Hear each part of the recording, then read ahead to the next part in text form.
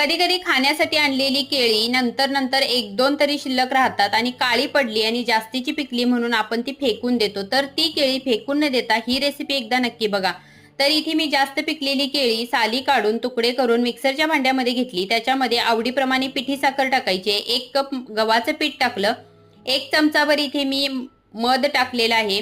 Baking powder, baking सोडा टाकायचा आणि याच्यामध्ये दूध टाकायचं किंवा अंड सुद्धा टाकू शकता आणि हे मिक्सरमध्ये फिरवून याची स्मूथ अशी प्युरी करून घ्यायची.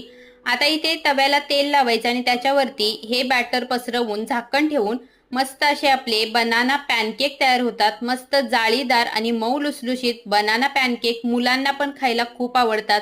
एकदा नक्की ट्राय करा. चॉकलेट सिरप बरोबर किंवा मधासोबत हे मुलांना तुम्ही खायला देऊ शकता. माझ्याकडे चॉकलेट सिरप नव्हतं तर मी याच्यावरती पिठी साखर भुरभुरली आणि मुलींना खायला दिली. त्यांना सुद्धा खूप जास्त आवडली. नक्की ट्राय करा.